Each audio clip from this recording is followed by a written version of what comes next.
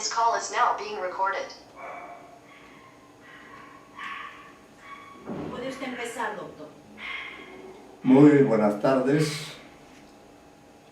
Hoy 13 de octubre del año 22 tenemos esta clase del curso de literatura hispanoamericana del siglo XIX. Así es que vamos a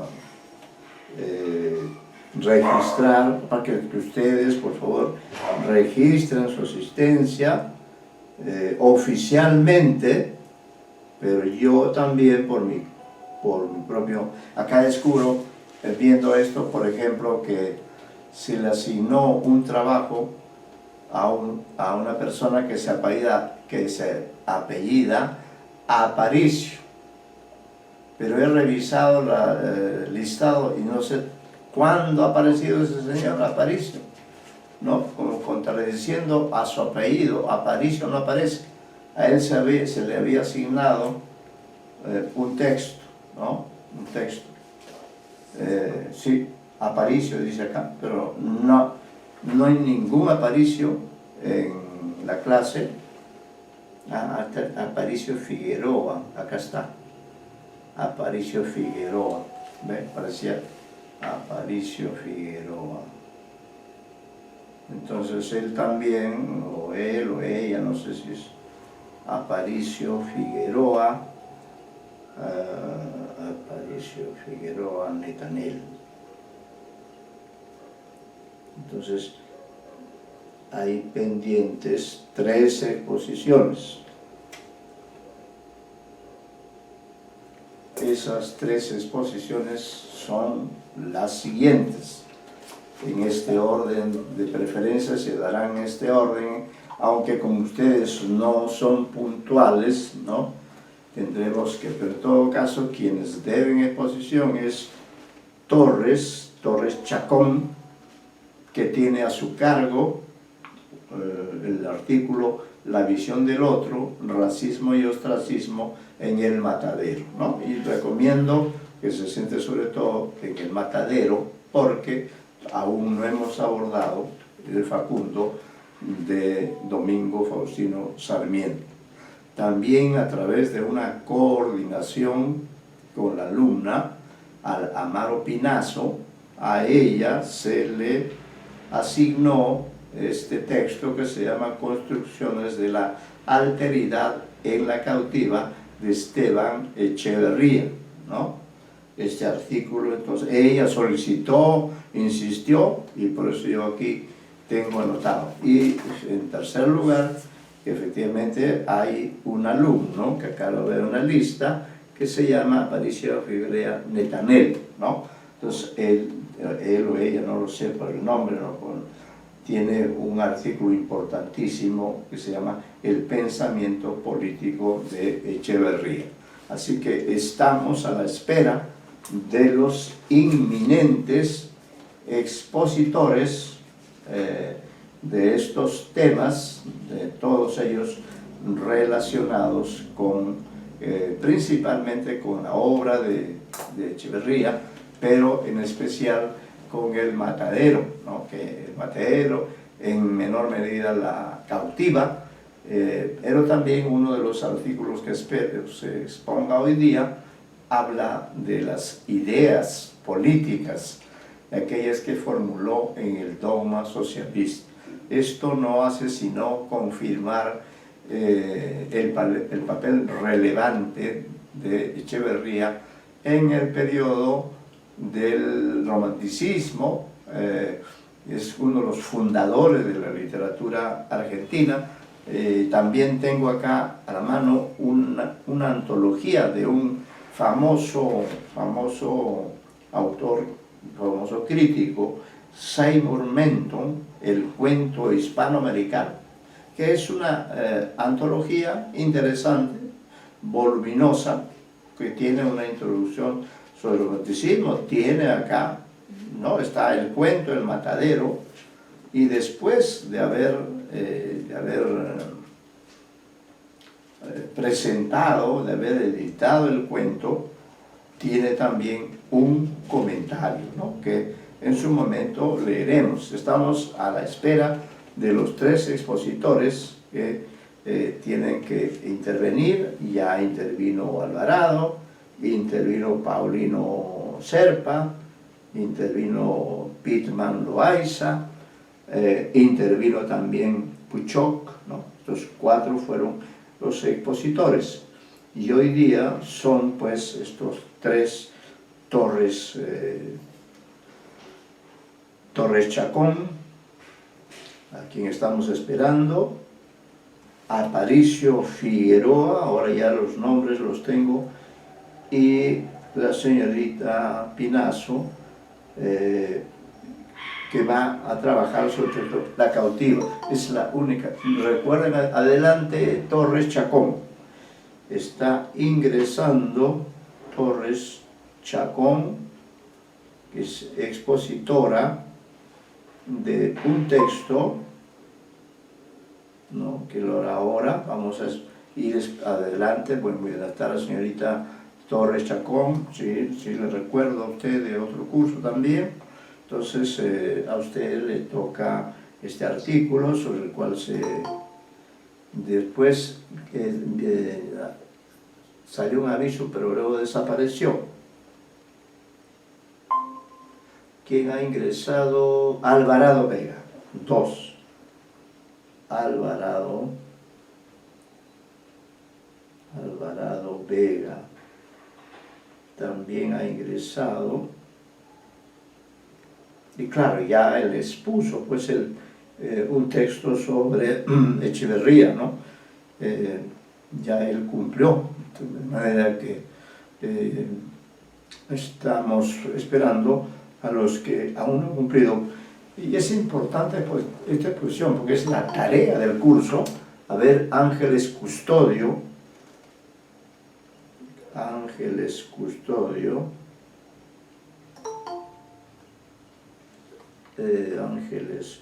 esta es la persona que reaparece porque no vino en la clase anterior. Ángeles Custodio reaparece, no sé después de cuántas clases. Luego también, sí, Ángeles Meneses reaparece. Yo le había asignado un texto, pero como no apareció ella, entonces hemos asignado ese texto a Pinazo. Que quede constancia que Ángeles Custodio Meneses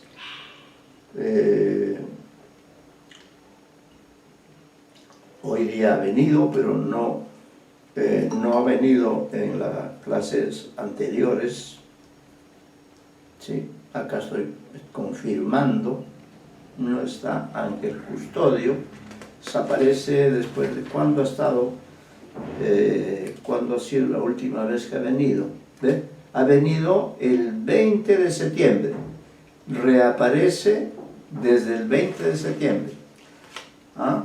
Esa es la realidad, porque como yo tomo asistencia en todas las clases, y Christopher Pitman, por ejemplo, el señor Pitman también. Buenas tardes. El señor Pitman Loaiza también está presente. De acuerdo. El señor Alvarado, la señorita Torres, que es una de las expositoras, Ángeles Custodio, que reaparece desde septiembre. ¿Alguien más? ¿Alguien más? Ahí está Aparicio, apareció Aparicio, ¿no? A ella se había asignado desde el comienzo se había asignado el pensamiento político de Echeverría, ¿no? Aparicio Figueroa, Natanel también está presente. Creo que estamos, sí, tenemos ya 5 alumnos, ¿no? Entonces, en esta clase, en lo fundamental, ya si se agrega algo, pues será después de las exposiciones que se realicen de los alumnos a los que se les asignó este tiempo, estos textos, que además sirven para el examen parcial. Con este trabajo ustedes adquieren un calificativo como tarea del curso, pero a la vez se benefician de esta fuente para la elaboración del artículo científico que será el examen parcial programado para la semana octava. Estamos terminando la semana quinta o sexta, ¿no? Cuarta, quinta. Sí, estamos exactamente en la quinta semana, ya. Entonces, como ya está el auditorio constituido, le pediríamos a la señorita Torres Chacón,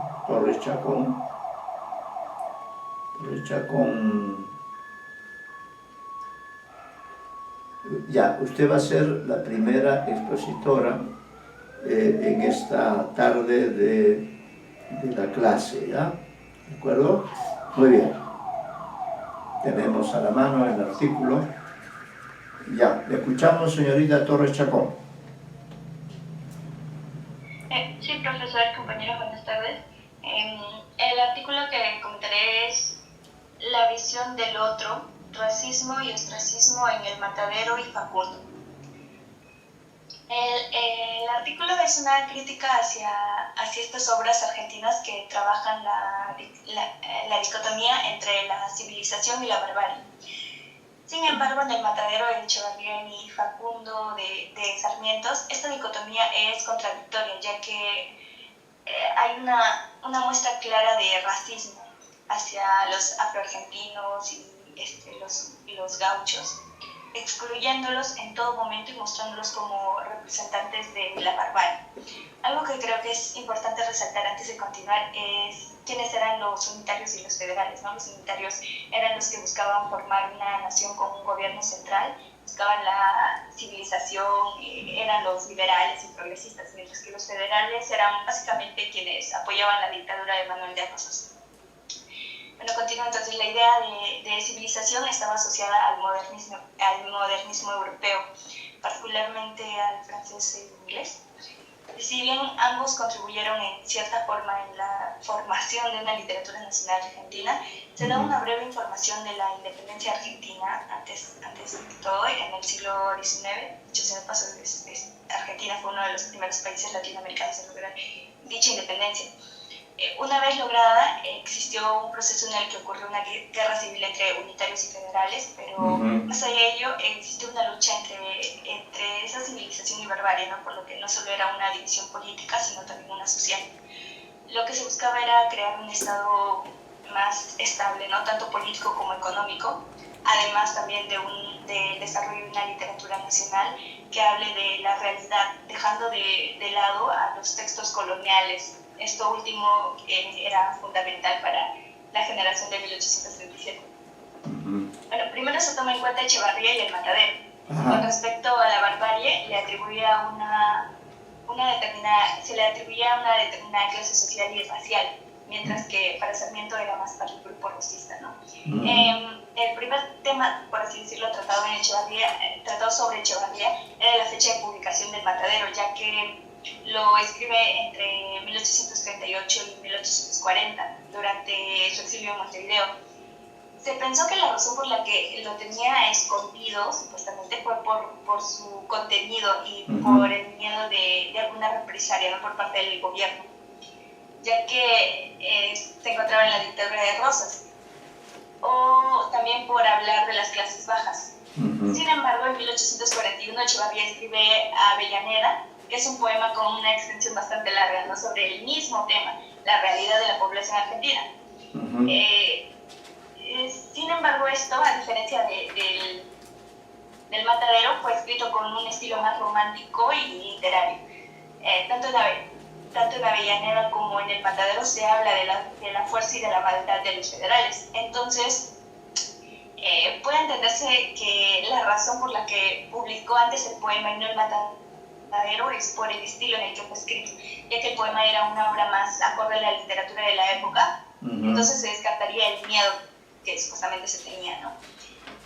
La intención que tuvo en El Matadero no fue crear un poema romántico que esté con rellenos y así, ¿no? Sino una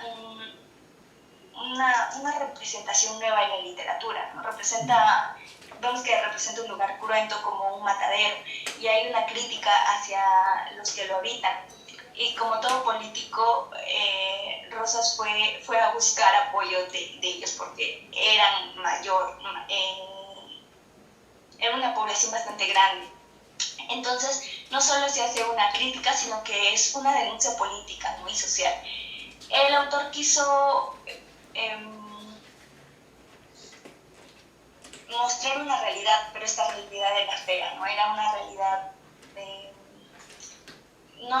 poco agradable. Y se buscaba la civilización, pero el escenario estaba lejos de ser un lugar y un ambiente civilizado. Es precisamente esa muestra de realidad fea que hace que su cuento destaque también, ¿no? Se habla de que la trama del matadero no es compleja, pero la descripción que hace el narrador sobre las condiciones sociales es lo curioso, ¿no? Y pues igual que el hecho que no se ubica el cuento en Buenos Aires, sino en una zona de frontera. Esto entonces sería visto como un borde, ¿no? Un borde entre dos elementos, entre la civilización que está en la ciudad y la barbarie del campo. En uno hay desarrollo y en el otro es más el atraso. Bueno, otro punto importante en El Matadero era la abundancia de imágenes negativas hacia los grupos sociales, específicamente hacia las mujeres mulatas y africanas. Las animalizaba ubicándolas en el nivel más bajo, describiéndolas como seres sin ningún tipo de educación, sin control, o que por lo tanto actuaban por instinto, como animales. Pero no habla de mujeres blancas en situaciones parecidas, ¿no? Solamente toma a las africanas, a las mulatas.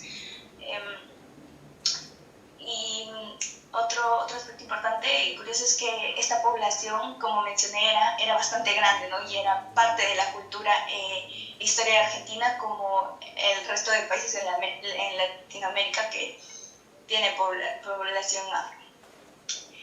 Pasando a Facundo, de Domingo Faustino Sarmiento, quien, dicho sea de paso, alcanzó la presidencia en 1868 hasta 1824, se presenta una crítica abierta hacia los caudillos argentinos, particularmente a Facundo Quiroga y José Manuel de Rosas. Se muestra la unión de historia, sociología y un poco de biografía, además, claro, de política y de literatura. Esta mezcla refleja, por un lado, originalidad, que fue, lo original que fue Sarmiento, pero también está como, se ve la indeterminación y lo confuso que fue todo luego después de la independencia. Si bien no muestra un tono tan crítico hacia los negros como en El Matadero, se enfoca más en el tema de los grupos sociales marginados en la Argentina. Habla de cuatro grupos que representarían la barbarie, pues que está el rastreador, el vaqueado, también estaba el gaucho malo y el cantor. Si bien hace una ardua crítica hacia ellos, siente de cierta forma respeto hacia el rastreador, ya que era el único que usaba la razón, mientras que los otros tres recurrían al salvajismo. Sin embargo, no quitaba que eran los negros e indios los identificaba con la barbarie, por lo que tenían que ser eliminados. Sarmiento toma una posición progresista, por ejemplo, en el rol de las mujeres y la importancia de la mujer, mientras que no tenía tan presente o no tomaba tanto en cuenta la visión de las diferencias sociales.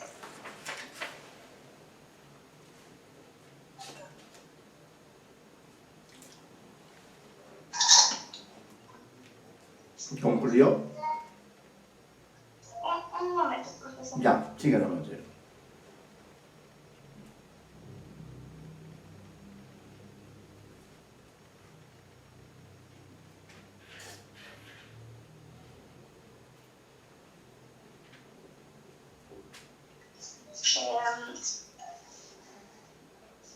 Em, para él los pobres eran inferiores y su destino era simplemente ser dominados, ¿no?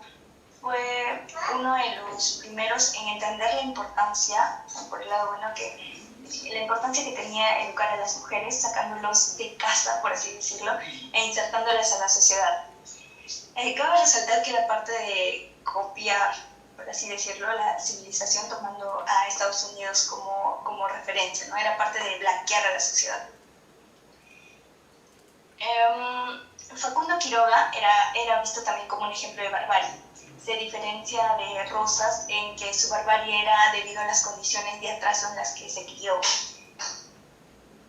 En cambio, Rosas sí pudo salir del salvajismo y ayudar al país, pero optó por no hacerlo. Aquí, al igual que en El Matadero, no hay imágenes positivas, ¿no? Solo críticas. Algo que me olvidaba era que se hace uso de dos ciencias de la época, que son la frenología y la anatomía comparada, para comprobar que el caudillo no era superior a nadie, ya que se decía que a través de la forma y dimensión de la cabeza se podía entender sus características tanto mortales como mentales. Usa esto para mostrar a Facundo como un hombre salvaje, no criado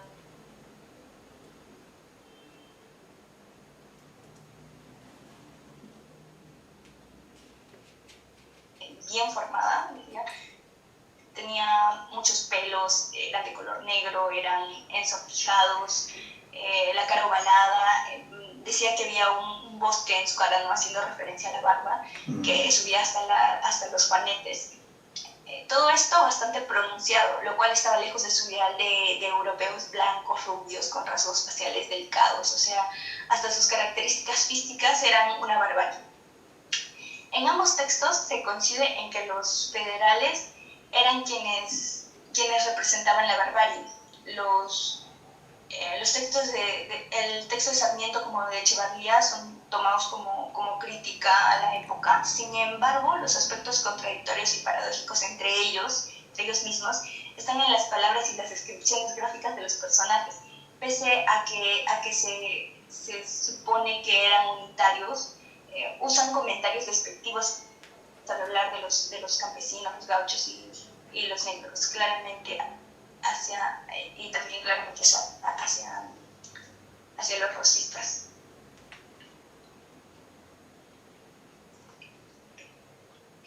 Echevarría propuso críticas hacia la sociedad y gobierno tiránicos de Rosas, mientras que Sarmiento llegó a la presidencia formando así un gobierno unitario. Ninguno de los dos tenía pensado tomar en cuenta este grupo marginado en sus planes de unión y de democracia, ya que, como mencioné antes, estos grupos eran inferiores, por lo tanto eran impuros y representaban todo lo negativo. Aunque Echevarría y Sarmiento hubieran querido eliminar este grupo para apoyar a los blancos, esto no era posible, ya que, como mencioné, la población era bastante grande. Bueno, por último, aunque Sarmiento y Echevarría fueran unitarios con ideales progresistas, la forma en la que se refirieron hacia los gauchos, hacia los negros o cualquier grupo que para ellos era subalterno, y las soluciones que ellos representaban supuestamente para lograr la civilización no reflejaban el progresismo. Es más, al hacerlo mostraban todo lo contrario, ya que adoptaban una actitud parecida a los de la barbarie, ¿no? A lo que tanto criticaban, ya que básicamente no tienen algún plan en que estos grupos mejoren su condición, sino que básicamente querían eliminarlos. Bueno, eso sería todo. Gracias, señorita Torres Chacón, por su exposición muy bien desarrollada. Usted ha analizado dos obras sobre las cuales se ha hablado ya en las clases, aunque claro, hemos hablado más sobre Echeverría, usted ha incorporado también en este artículo con el que ha trabajado, ha incorporado la figura de Sarmiento, ¿no? Claro, primero es Echeverría, el iniciador de la literatura de la literatura argentina, específicamente con esos textos La cautiva, El matadero. Mencionó también usted Avellaneda como un texto de él, ¿no? Y este señor, según quien escribe este artículo, Echeverría también era un marginador, ¿no? Marginaba a los indios, marginaba a la gente negra, por ejemplo, ¿no? Es decir, siendo unitario y se supone con un pensamiento liberal, practicaba la discriminación. Y en esa misma línea también,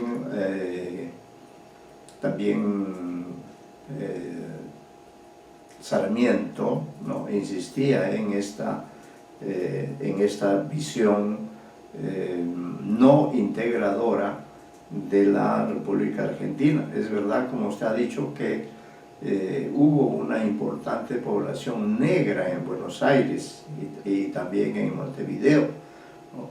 Pero para estos dos pensadores, para estos dos románticos, esos grupos no contaban. Toda su atención estaba centrada en los blancos, ¿no? Los blancos. Se ha hablado también que hay una especie de marginación o una imagen un tanto negativa de las negras, ¿no? Especialmente en El matadero, efectivamente se le presenta como se le llaman las achuradoras, ¿no? Es decir, que el artículo pues demuestra las falencias, ¿no? Las observaciones que cabe hacer a un personaje tan connotado como es Echeverría, que tenía estas ideas cuestionables, como hemos señalado. Así que por todo ello le agradezco. No sé si hay alguna pregunta que quiera hacer alguno de ustedes. Bueno, muchas gracias, señorita Torres Chacón, ha cumplido usted muy bien. Ahora le tocaría a Amaro Pinazo, ¿no? Amaro Pinazo, están pendientes Amaro Pinazo y Aparicio Figueroa. No sé si ha venido, o así sí está también, ¿no? Entonces, siguiendo el orden establecido, vamos a darle el uso de la palabra a la señorita Amaro Pinazo. Estos son, dos, Amaro Pinazo. Entonces, de hecho, usted para el examen trabajaría sobre la cautiva, ¿no? Y este artículo que usted va a exponer será de mucha utilidad y podrá también beneficiarse de lo que hoy ha afirmado la señorita Torres Chacón, que ha, de una manera, a través del artículo leído, ha desmitificado a estos dos personajes que son Echeverría y Domingo Faustino Sarmiento. Bien, entonces estamos a la expectativa de que comience la señorita Amaro Pinazo.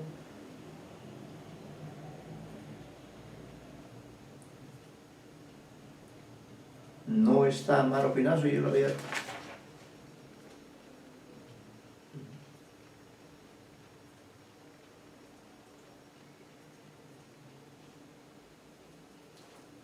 Amaro Pinazo.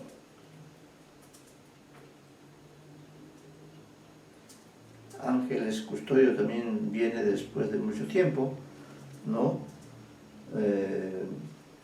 Pinazo no asiste hoy día. Bueno, Aparicio Figueroa. Entonces vamos a continuar con la exposición de Aparicio Figueroa. Profesor, disculpe, buenas tardes. Buenas tardes. Sí, soy el alumno custodio. La compañera Maro Pinazo acaba de escribir por el grupo de WhatsApp diciendo que no va a poder asistir por temas de su conexión a internet y que se le avisara. Ya. Y de igual manera, yo también he preparado mi exposición del artículo 7. Era uno también de los que faltaban elegir, si no me equivoco. Custodio, ¿usted es custodio? Sí. Custodio Meneses, sí, pues. No vino a la clase pasada, ¿no? No, profesor. Lo que pasa es que me estaba mudando recién a Lima y Meneses. Estaba con todo eso. Ángeles, ya. En todo caso, ¿usted tiene preparada su exposición? Sí, profesor. Ya. Entonces, el texto que usted va a trabajar justamente, ¿cuál es? El que se relaciona con la cautiva, ¿no? Sí, el séptimo, el que es las construcciones de la alteridad en la cautiva. Ya está. Construcciones de la alteridad, vamos a ponerlo bien en claro, porque la señorita Amaro Pinazo, bueno, ya se verá su caso, construcción del terreno. Pero como usted, yo había anotado, ¿no? Construcción de la alteridad. De la alteridad Sí. en la cautiva de esta. Sí. Estoy anotando acá su Custodio Meneses.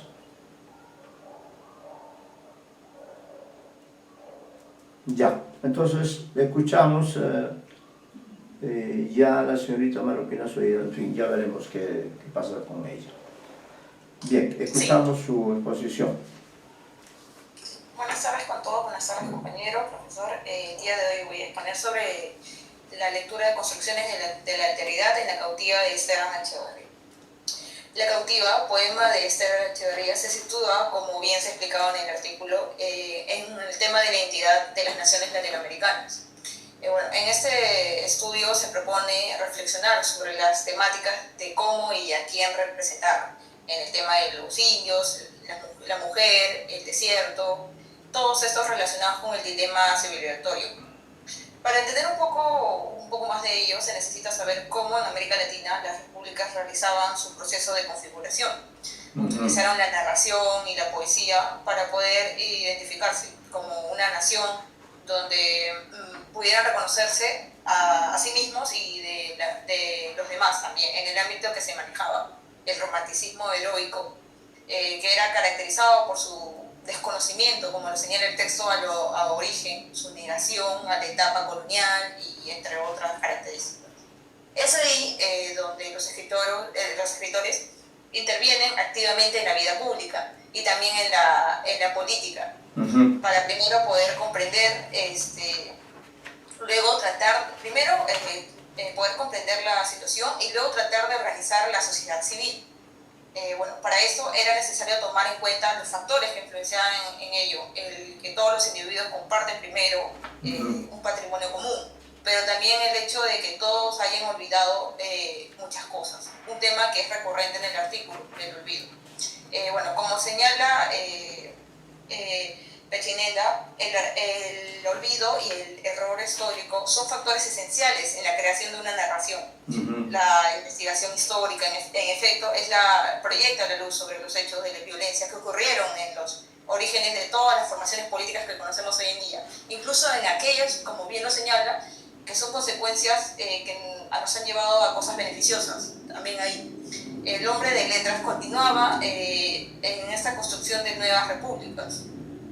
Echeverría se involucró con el desarrollo de la idea fundamental de una nación, con el proyecto de la formación de una conciencia nacional en su obra, ¿no? En la cautiva, creada en un contexto sociopolítico complejo, en donde Rosas, como ya conocemos el dictador, había emprendido la campaña, su expedición al desierto para eliminar ese problema, ¿no? El problema del indio, para imponer, según él, la civilización. Pero el problema siguió latente luego de varios años. Bueno, por otro lado, el artículo también describe las consideraciones de Echeverría de la poesía, como por ejemplo que para él su función verdadera es representar lo bello. La finalidad del verdadero arte no es imitar a la naturaleza, sino crear belleza. Declara también que el verdadero poeta idealiza, busca sustituir las imperfecciones de la realidad. También trata sobre la belleza física y también la moral, que interrelacionan ideas, acciones y efectos entre ellos mismos, ¿no? El autor, al realizar la cautiva, utilizó diversas técnicas para estructurar el poema en 9 partes y un epílogo general, al igual que un título y epígrafe para cada uno de ellos, ¿no? En donde se pueda conformar otra historia por sí mismo, cada uno por sí mismo, como el caso de la primera parte, que es el desierto. El desierto. El epígrafe de Hugo señala el espacio natural como uno lleno de pruebas, de peligros, el conocimiento que se tiene que tener, el externo, así también como el autoconocimiento, pero sobre todo el regreso al punto de partida como el mismo punto de llegada, como se relata en el poema. También tenemos el caso de la segunda parte titulada El festín, con el epígrafe de Dante, el cual también nos remite a este tumulto, a la transformación deshumanizadora, donde lo que más resalta es los rasgos de humanidad que se presentan en el relato, así sucesivamente con cada uno de ellos hasta el 9. Pero en general Echeverría elige a Byron para el epígrafe inicial, que contextualiza y engloba todo el poema, donde se califica el corazón de una mujer como suelo, como uno fértil para generar los sentimientos más amables, siempre dispuesta, como se hace la comparación con la samaritana, a ofrecer vino y aceite. Nos encontramos frente a la afirmación de un poeta romántico que, si bien se sabe, se rompió todos los esquemas, no solamente los formales, los formales de la poesía. Bueno, la samaritana nos remite a esta idea del Nuevo Testamento, a la mujer a quien Cristo le pide agua. El vino y el aceite nos remiten al amor, nos remiten a la comunión y a la unción, a la interacción entre lo espiritual, ¿no? Y a la alegría. De igual manera se desarrolla una lectura de María, incluyendo las alusiones clásicas que se dan en todo el texto, para conseguir un sistema textual más amplio, que no esté delimitado por la visión que producen los conceptos, ¿no? Que la autoridad del hombre, como lo señala el mismo texto. María es voz, es un personaje femenino dispuesto al crimen, dispuesto a todo para defender su honor, al suicidio desde la dignidad que la caracteriza, sus acciones y decisiones, ¿no? Al sacrificio incluso de su propia vida por su esposo, por su hijo, su patria, pero no está dispuesta a sufrir la indignidad, tampoco la falta de sentido de su vida, ¿no? Ni la aceptación de algo para la confrontación entre estas dos etnias que se describen, que no se reconocen como otros legítimos, ¿no? Que tienen ciertas peleas que no se reconocen entre ambas. Se compara también, se le compara con la Medea por saber medir la situación adversa en su recorrido y encontrar la inteligencia necesaria para resolver todos los inconvenientes que le ocurren. También se la compara con Alcestes, quien decidió morir voluntariamente por su esposo Admeto, o con Antígona por sus valerosas acciones. Entonces en el texto se le hace la comparación con diferentes personajes de la cultura clásica para poder demostrar y caracterizar todo lo que sufrió María y poder llevarlos a una comparación en el que resalte, ¿no? sus virtudes. Y bueno, eso sería todo. Bien, entonces ha destacado usted la característica de este poema, que efectivamente se hace con el propósito de, como se dice también en el artículo, de que Argentina, que es un país nuevo, tenga también una literatura, ¿no? Que esa nación sea narrada, y eso es lo que realiza Echeverría, en este texto de 9 partes, efectivamente hay un epílogo, se vale de esta secuencia y pone en primer lugar al desierto, porque él dice, Argentina prácticamente es un país despoblado, ¿no? Despoblado, o en el que conviven, coexisten el gaucho, el indio, los negros quizá también, ¿no? Y entonces en el texto La cautiva se hace una descripción y luego también tiene aspectos narrativos porque se habla del Malón. El Malón es la invasión de los indios hacia los poblados situados en otro lado, ¿no? Y así por el estilo. Igual ha destacado usted muy bien el rol importante que le concede a María.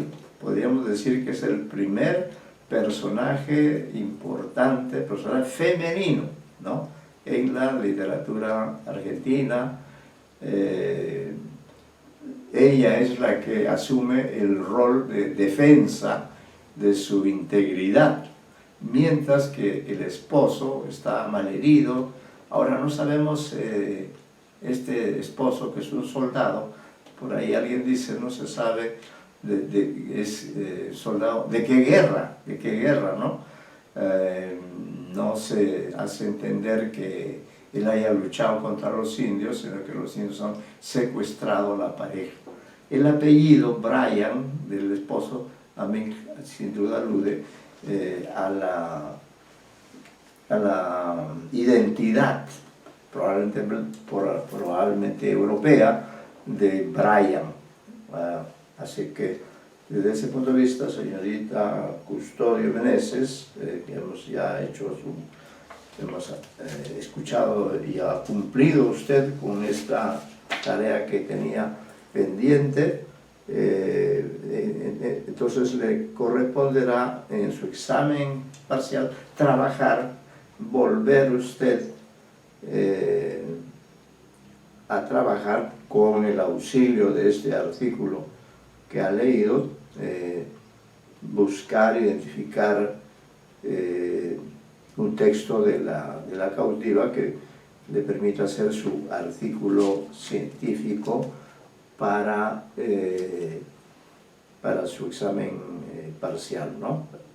Bien, entonces para continuar tendríamos la exposición de Aparicio Figueroa Netanel, que está presente, lo veo allí.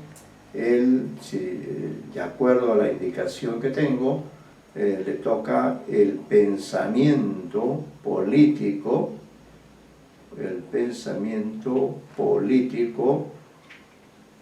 de Echeverría, ¿no? En cambio hay otro artículo que ya ha sido expuesto, donde se habla de Echeverría y se habla de Sarmiento. Acá no, acá se vuelve por la importancia, ¿no? Porque Echeverría es un poeta, bueno, podríamos decir también es un narrador, pero también es un pensador, ¿no? Su texto, el dogma socialista, es una suerte de ensayo, de enfoque de su país, por supuesto más diferente al Facundo de Quiroga, que está escrito ya en otra época, ¿no? Bien, entonces escuchamos su exposición, Aparicio Figueroa. Muchas gracias. Buenas tardes con todos. Buenas tardes. El texto que me toca exponer el artículo es El pensamiento político de Echeverría por Tulio Ortiz. Para empezar, el artículo está basado en una conferencia que se efectuó en el Consejo Argentino de Relaciones Internacionales, ECARI, que sin embargo no hubo una publicación consecuente y por lo tanto que ha tardado un tiempo en ser reeditado y a añadir ciertos aspectos que incluyen a reforzar las ideas que aquí en el texto sí se van a trabajar.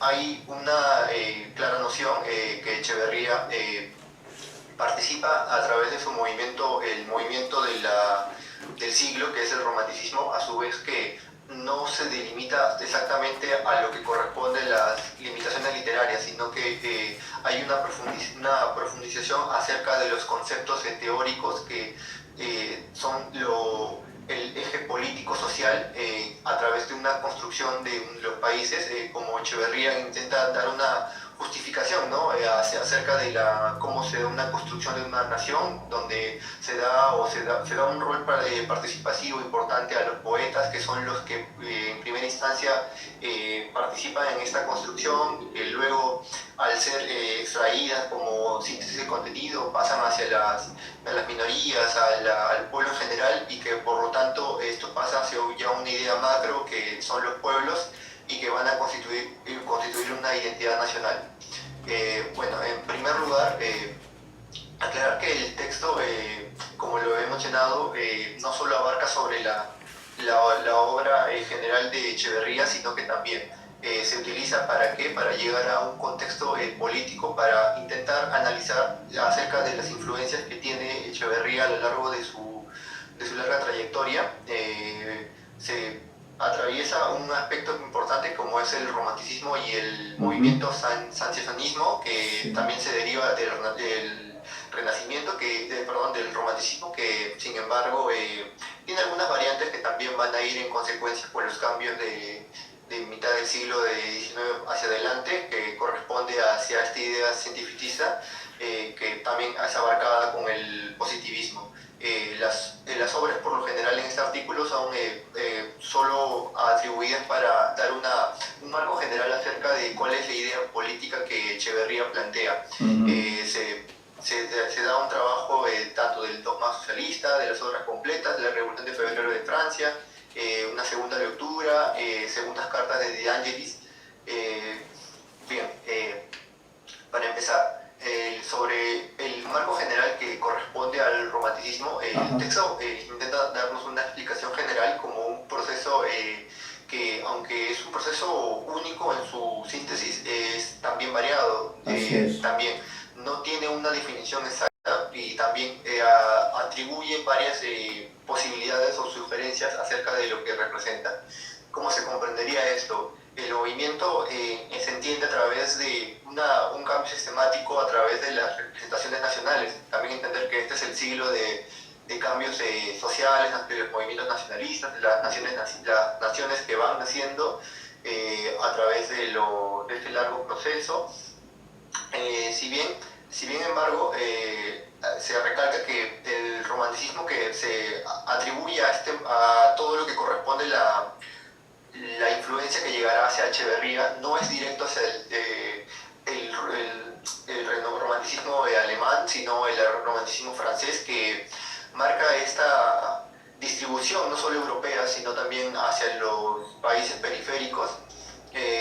Sin embargo, también hay una valiosa importancia, como se remarca en el texto, acerca de las relaciones entre autores primarios, las traducciones principales que se empiezan a dar a principios o en las primeras décadas, como son la de Goethe o la de Schiller, hacia la cultura francesa, ¿no? Toda esta revalorización de este contenido y el porqué, las temáticas, que creo que es el eje principal, ya que a través de ello podemos desnudar el contexto social político que se va a dar a entender a través de la idea política. Las obras en general marcan este camino hacia las ideas. Otro aspecto importante de este movimiento, no solo desde el eje literario, es el contexto político.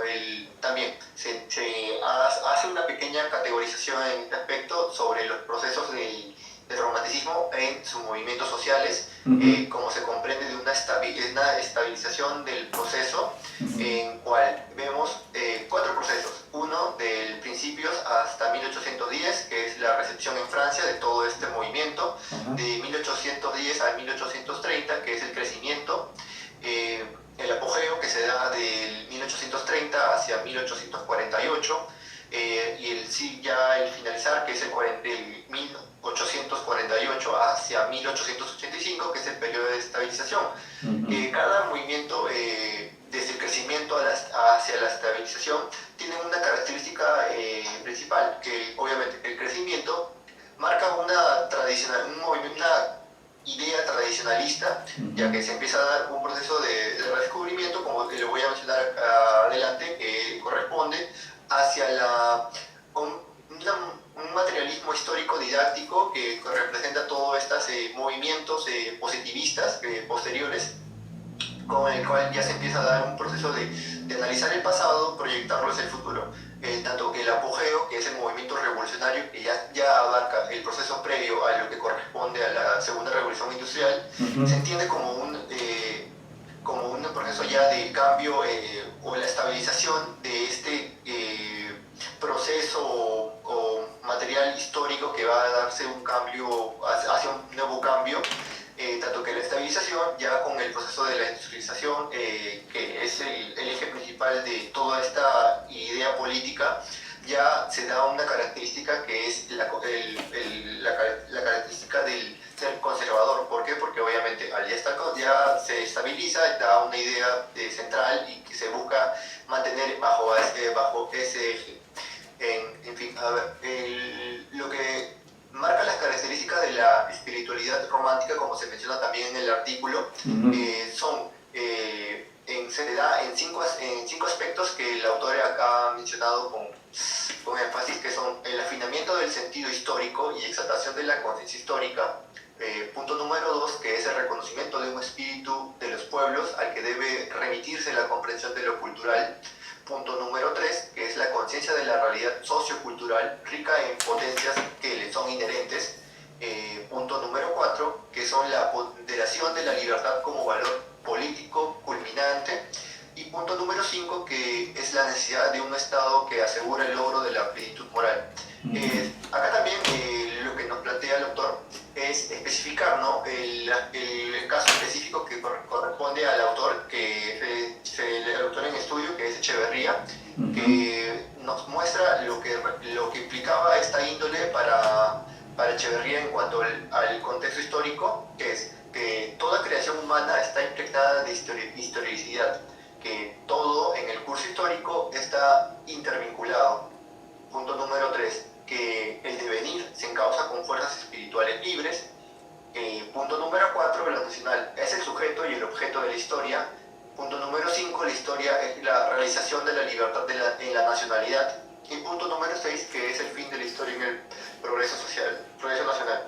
Bien, como hasta este punto se puede dar una noción clara de que este proceso de lo que busca dar o lo que tiene como eje principal la noción política de Echeverría es a través de la historia, que es uno de los pilares fundamentales que se empieza a dar en este cambio. En el segundo punto, que ya abarca hacia el romanticismo del simoniano, es lo que corresponde a esta filiación, que el autor lo toma como una filiación ya casi religiosa, que sin embargo no es desarrollada propiamente por el autor, que es Saint-Simon, sino más bien a través de sus discípulos, diferentes vertientes, como autores que menciona, que son Enfatin, Pereire, de Borrier, Bazar, y uno de los que creo que son los más conocidos, que es Augusto Comte, que son personas que ya empiezan a desarrollar estas doctrinas a través de publicaciones, artículos, revistas, y que se empieza a dar ya esta noción de que corresponde a través de la industria, del progreso que se debe dar a través de esas naciones. A través también se menciona, creo que se menciona lo que corresponde al contexto del movimiento didáctico de la historia, que corresponde en ese proceso exacto del siglo de 1900, el siglo XIX, que es el paso del feudalismo hacia la revolución y por tanto a la industria. Estos estudios fundamentales ya empiezan a dar este proceso de cambio o intentan sentar las bases hacia una nación ya industrializada. Tanto ellos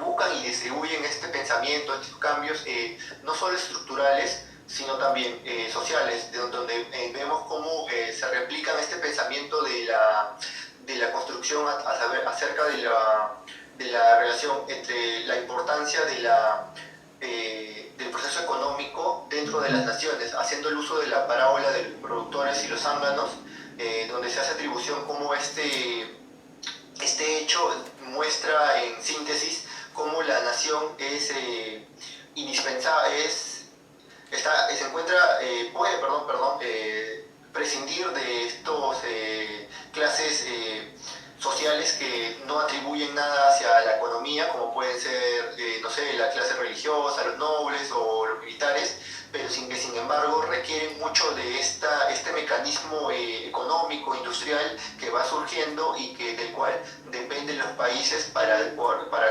conseguir un desarrollo, y por tanto también empiezan a utilizar la idea de un cambio estructural de la sociedad, es decir, se empieza a dar nuevas clases que puedan dominar las naciones, que se empiezan a formar a través de una nueva idea.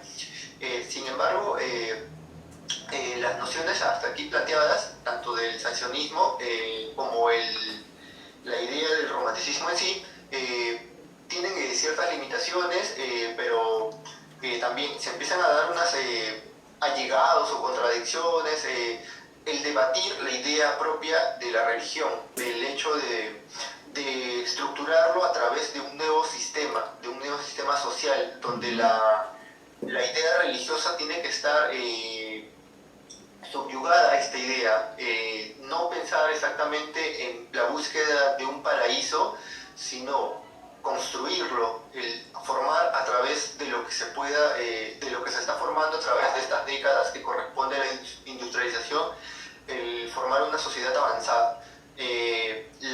Sin embargo, también salen a la luz varios procesos de anti-industrialización, el proceso estatal, son ideas que también se intuyen que llegaron a la autora Echeverría, que sin embargo que no, en el artículo no se le da un énfasis de decir abiertamente que hay una relación directa. Sin embargo también se puede decir que aunque haya llegado o no el pensamiento, esta contrarreacción sí puede haber surgido espontáneamente o ser directamente a través de estos autores.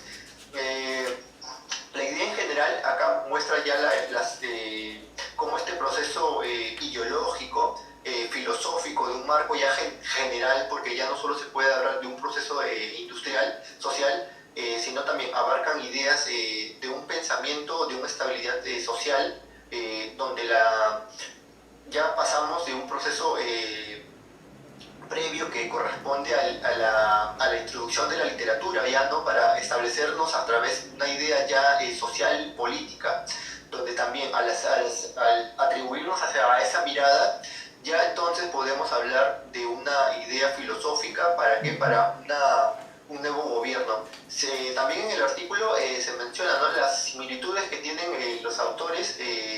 Hay una relación casi directa, ¿no?, con estos autores del romanticismo con Echeverría,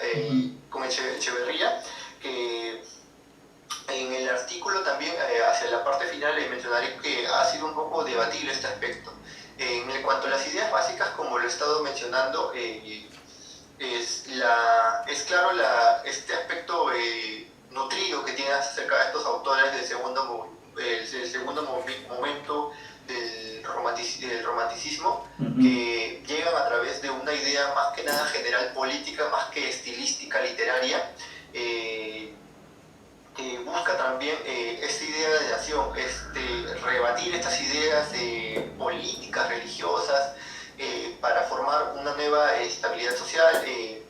También creo que es un eje principal el hecho de debatir estas ideas a través de mantener un aspecto, un eje social, un objeto, algo tangible, es decir, hacia qué debatimos, hacia no pelear hacia la oscuridad, por así decirlo, es decir, saber de qué nos queremos distanciar.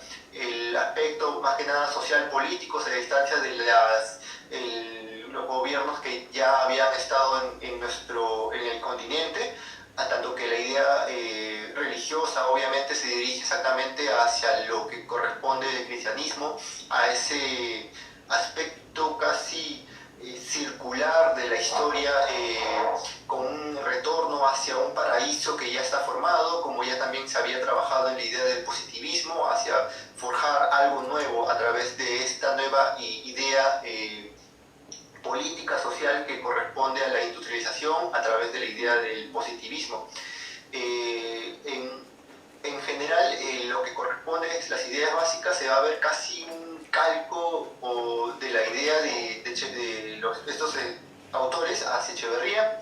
En cuanto a lo que corresponde ya propiamente a sus ideas políticas, como lo mencioné, hay ese debate, ¿no?, acerca sobre la tangibilidad de estos enemigos o ideas políticas sociales, con las cuales Echeverría busca establecerse a través de sus propios escritos, la formación, el establecimiento. Hay algo importante también entender que Echeverría, como se trabaja, es el aspecto de el aspecto racista, porque Echeverría, al igual que estos autores europeos, marca esta sobreimportancia a través de la raza aria. También el estar en contra de los judíos, el antisemitismo, es algo que, aunque es repetitivo, se busca también dar a través de su propia concepción. Marca entonces cómo se debe dar un nuevo estrato social acerca de quienes deben gobernar, así como a quienes deben ser gobernados, y cómo quienes deben ejercer una ciudadanía, quienes no son o vagos o no trabajan, o que no se encuentran en funciones apicales de conocimiento, que no puedan participar dentro de estas de esta nueva concepto de nación. Entonces marca también esta nueva pirámide.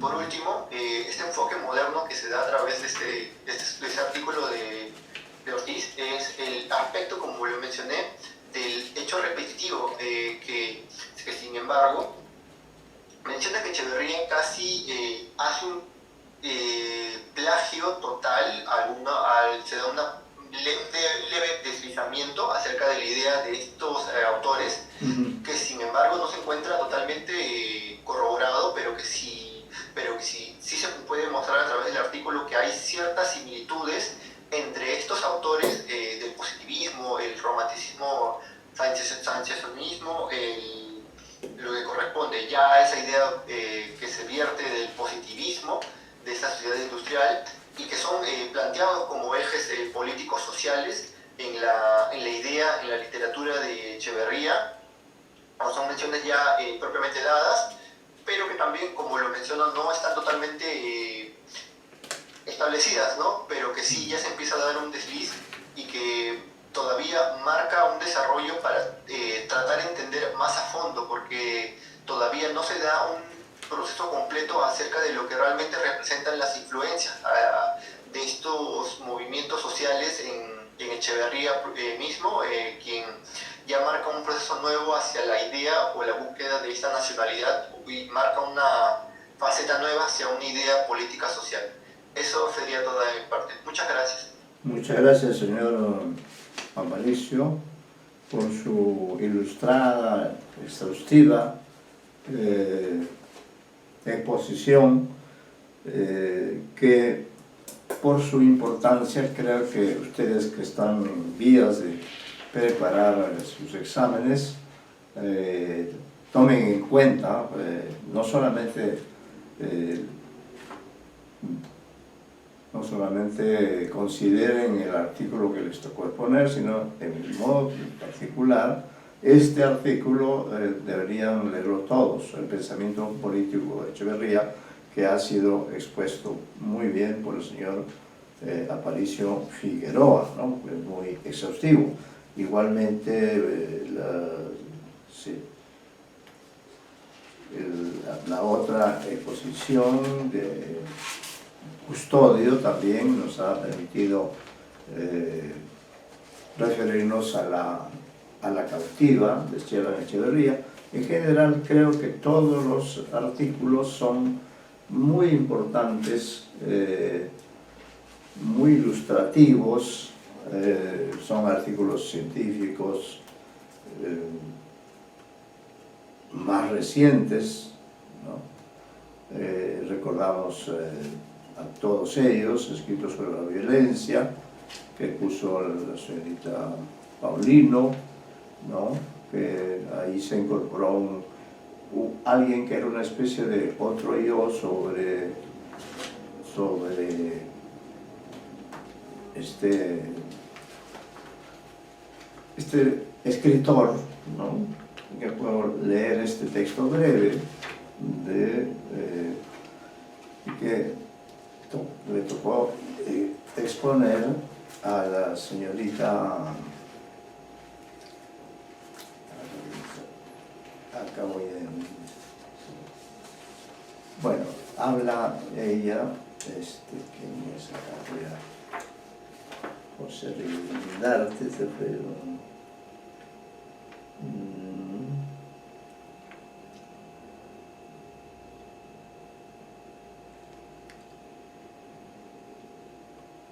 así, además de Echeverría, también hubo un personaje, ¿no? Hay este artículo breve que dice, este autor que se ha incorporado, diríamos allí, o en todo caso que habría que tomar en cuenta, solo a manera de un mejor conocimiento de esa época, de los hombres representativos. Claro, el más paradigmático es Echeverría, pero este personaje sería una suerte de el otro yo de Echeverría, ¿no? Se llama José Rivera Indarte, dice, hijo del coronel Manuel Rivera y de Trinidad Indarte, se radicó en Buenos Aires siendo un niño. Más tarde estudió en la Universidad de Buenos Aires, donde cursó latín, filosofía y matemáticas. Tras enemistarse con algunas personalidades como Vicente Fidel López, fue expulsado de la universidad por robo de libros. Aunque fue readmitido en la casa de estudios al año siguiente, volvió a tener problemas penales por robo de la corona de una imagen sagrada y por un intento de estafa al coronel Pablo Sufrategui. Fue condenado a prestar servicios militares en el batallón del general Benito Rolón, pero por su inutilidad en el uso de armas se le conmutó la pena por la ley de destierro por un año en 1832. Él sacó bueno, ahí están las referencias. Simpatía por el restaurador, es decir, por Rosas, ¿no? Dice, volvió a la universidad Rivera Indarte, donde estudió Derecho bajo la guía de Rafael Casagemas y de Valentín Alsina, aunque no fue autorizado a rendir exámenes. Se dedicó entonces al periodismo, fundando con Gregorio Vélez el periódico El Imparcial, que defendía enérgicamente las posturas del Partido Federal y especialmente de su jefe, el general Juan Manuel de Rosas, ¿no? En cambio, Echeverría era enemigo de Rosas. Allí publicó el himno de los restauradores, que eran los seguidores de Juan Rosas, y el himno a Rosas. También publicó un diario de los anuncios y publicaciones oficiales de Buenos Aires que contenía ilustraciones de César Hipólito Batlle. Sostuvo una polémica con Juan Bautista Alberdi, otro conocido romántico, al publicar y defender un folleto titulado El voto de América, en que defendía la postura de que los países americanos debían enviar representantes diplomáticos ante la Corte de Madrid, aun cuando España no hubiera reconocido su independencia. Ese escrito fue publicado en España por orden de la propia reina Isabel. Tras el asesinato de Facundo Quiroga y el ascenso de Rojas al gobierno, lanzó un pasquín con una oda a Rosas que pegó en varias esquinas de la ciudad, encabezado por una espiga de maíz llamada en la Argentina mazorca, que representaba a Rosas usando una analogía respecto al cabello rubio del gobernador y su color de tez rubicundo. El cartel era una amenaza velada a los opositores y la figura fue tomada como símbolo por los fanáticos rosistas de la Sociedad Popular Restauradora, que comenzaron a usar orgullosos el nombre de la mazorca, ¿no? Así se dedicaba, creo que en el Matadero se hace referencia a la mazorca.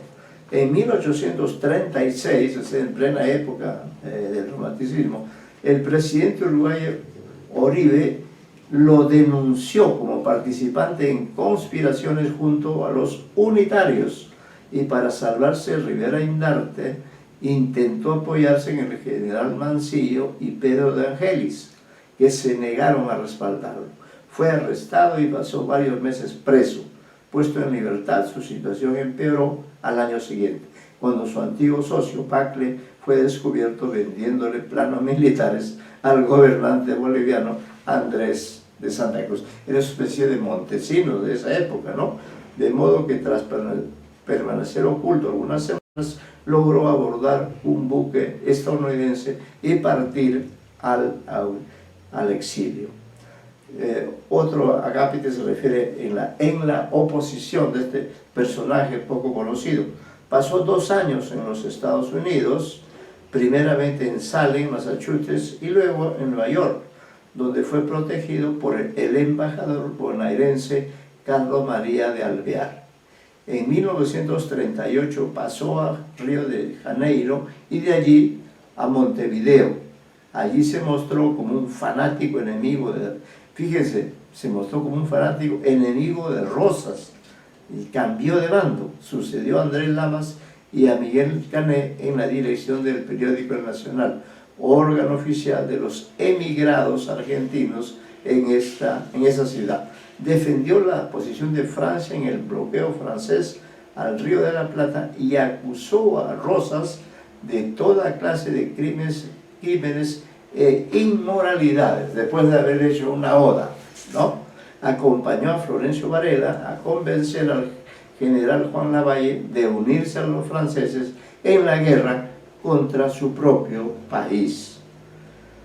En 1841, el gobernador Rosas recibió un paquete a nombre de una sociedad de anticuarios con una nota que decía que era parte de una colección de medallas. En realidad contenía la que Rosas llamaría la máquina infernal, una corona de 12 caños de pistola, cargados cada uno con una bala y un mecanismo para que dispararan automáticamente en todas direcciones al abrir la caja. La caja no fue abierta por el gobernador, sino por su hija Manuelita Rosas, la cual salvó su vida de milagro, ya que una falla en el gatillo impidió que disparara. Nunca se supo quién la había enviado, pero entre el más insistentemente acusado en la prensa porteña fue Rivera Indarte. Fíjense a ese nivel de sofisticación que llega pues la oposición, ¿no? Haber mandado una corona, y esta corona era la que desplazaba, disparaba. Una última parte se refiere a tablas de Rosas y sus opositores. Es acción santa matar a Rosas, tablas de sangre. A ver qué dice sobre esta parte. Dice: Émile de Girardin reprodujo en la Presse una nota del londinense de Atlas del 1 de marzo de 1845, donde afirma que la casa Lafon y compañía, concesionaria de la aduana de Montevideo, había encargado a Rivera Indarte un texto difamatorio en contra Rosas. El contrato establecía, según la Presse, el pago de un penique por cadáver endilgado a Juan Manuel. En tablas de sangre, Rivera Indarte atribuyó a Rosas 480 muertes, una cifra en rigor falsa. Se incluyen las muertes de Facundo Quiroga y su comitiva, Alejandro Heredia, José Benito Villafane, asesinados los primeros por orden de los hermanos Reinafé, asesinaron el segundo por encargo de Marco Avellaneda y el último por Bernardo Navarro. Todos estos unitarios y enemigos de Rosas.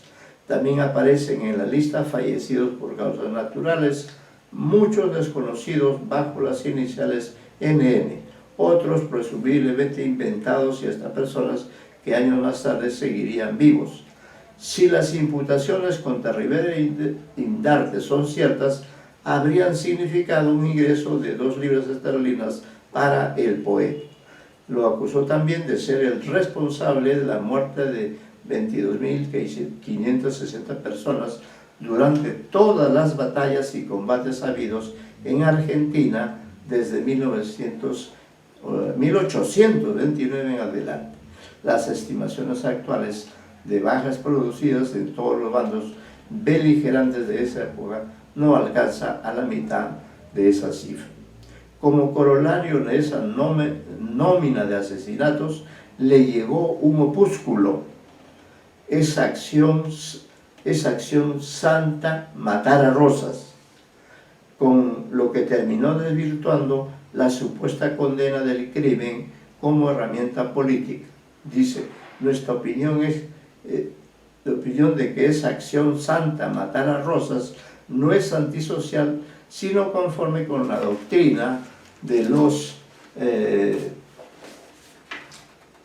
legisladores y moralistas de todos los tiempos y edades. Muy dichosos nos reputaríamos si este escrito viese el corazón de algún fuerte que hundiendo un puñal libertador en el pecho de Rosas, restituyese al Río de la Plata su perdida aventura y librase a América y a la humanidad en general del grande escándalo que la deshonra. Pero también acusaba a Rosas de muchas otras inmoralidades, de defraudación fiscal, malversación de fondos, haber acusado calumniosamente a su respetable madre de adulterio, ha ido hasta el lecho donde yacía moribundo su padre a insultarlo, de haber abandonado a su esposa en sus últimos días, tener amantes de las familias más respetables. Llegó a escribir que es culpable de torpe y escandaloso incesto con su hija Manuelita, a quien ha corrompido. De Manuelita dice que la Virgen Cándida es hoy marimacho sanguinario que lleva en la frente la mancha asquerosa de la perdición y que ha presentado en un plato a sus convidados como manjar delicioso, las orejas saladas de un prisionero. Bueno, este documento también está, para terminar, dice, curiosamente, Rivera Indarte nunca conoció el que fue tal vez el acto más fácilmente atacable de la vida de Rosas desde el punto de vista moral de su época. Rosas tenía en su casa una criada pobre, Eugenia Castro, a la que había hecho su amante y con la que había tenido varios hijos, a quienes mantuvo, aunque con visibles dificultades, aún después de exiliarse, ¿no? Este es el tema interesante, las mujeres que tuvo Rosas en aquellos tiempos en que él tenía el poder durante muchos años y fue derrotado en 1852 en la batalla de Caseros. También quiero mostrarles porque ya hemos cumplido todos los alumnos, salvo, alguien que no pudo venir, pero acá también les muestro, ¿no?, un ejemplar de el cuento hispanoamericano. Es una antología bastante amplia, como ustedes podrán ver, de más de 600 páginas, ¿no? Es una antología del cuento hispanoamericano. El autor es un famoso crítico, Seymour Menton, ¿no? Y al comenzar, tiene un prólogo que no voy a leer indudablemente, precisamente considera a Esteban Echeverría como el iniciador del cuento hispanoamericano. Dice de él, argentino, la figura más importante del romanticismo hispanoamericano. Pasó 4 años en París, donde absorbió el ambiente romántico y volvió a Buenos Aires en 1830 para juntarse con los otros jóvenes de su generación, Juan Bautista Alberdi, Juan María Gutiérrez, Vicente Fidel López, Domingo Sarmiento y Bartolomé Mitre, autores algunos de los cuales han sido citados por ustedes, ¿no? En 1838 colaboró en la fundación de la Joven Asociación o Asociación de Mayo, que difundió el liberalismo y el romanticismo por Argentina y por otras partes de Hispanoamérica. Redactó el Código de la Asociación, la Declaración de los Principios que constituyen la creencia social de la República Argentina, que se publicó en forma definitiva en 1846 bajo el título de Dogma Socialista, ¿no?, al cual se ha referido el último expositor. En 1840 emigró a Uruguay, donde murió 11 años después. Autor de la primera obra romántica de procedencia francesa, Elvira o la Novia de Plata, 1832, del primer poema de tema y de ambiente americanos, La Cautiva, ¿no?, sobre quien también hemos tenido hoy una exposición, y de uno de los primeros cuentos americanos, El Matadero, aunque este no se publicó hasta 1871, la mayoría de los críticos está de acuerdo sobre su fecha de composición, 1838. Luego presenta el texto del Matadero, que ustedes han leído, van a leer, y solamente me gustaría leer el comentario. A ver, vamos a ver. Sí, yo creo que vale la pena, es una probable fuente para el trabajo que ustedes van a realizar. Él hace un comentario, este es el comentario de Seymour Menton, un comentario que sigue al Matadero, ¿no? Dice, El Matadero, uno de los primeros cuentos hispanoamericanos, es una verdadera obra de arte. A pesar de haber sido escrito en plena época romántica por el propagador del romanticismo en Argentina y sobre el tema romántico de la lucha contra la tiranía, este cuento no es exclusivamente romántico. Mientras su espíritu mordaz y su anticlericalismo lo ligan al enciclopedismo del siglo XVIII, sus descripciones minuciosas, sus detalles obscenos, sus cuadros multisensoriales y su diálogo anónimo lleno de formas dialectales anuncian desde lejos los futuros movimientos literarios del realismo, del naturalismo, del modernismo y del criollismo. Lo que sí lo identifica con el romanticismo es el tono exaltado, ¿no?, especialmente la última parte. Aunque la representación de una dictadura sanguinolenta por un matadero parece bastante obvia, el cuento se eleva por encima de otras obras antirrocistas por la articulación ingeniosa de un relato dinámico con una introducción intelectual. En el primer párrafo, Echeverría adopta una actitud volteriana para introducir el tema de la carne en Cuaresma y para indicar la complicidad de la Iglesia en los sufrimientos del pueblo argentino. Inmediatamente después establece los nexos entre la Iglesia, el matadero y el gobierno. La descripción de los aguaceros, que parece una desviación en el cuento, hace eco de la primera oración y sirve de entrada a la descripción del hambre que asolaba la ciudad. Una vez en el matadero, el cuento cobra más vida, porque el autor se limita a narrar con exactitud la acción de una sola escena. Las condiciones generales de la tiranía llegan a precisarse en la matanza de las reses, el nombre de la mujer difunta de Rosas, Doña Encarnación, aunque es histórico, refuerza la insistencia en lo carnal. Los federales son representados por la chusma, que actúa como un solo personaje. El croquis del matadero coloca al lector dentro del circo romano. Asiste a la matanza de los animales, fijándose en cada detalle.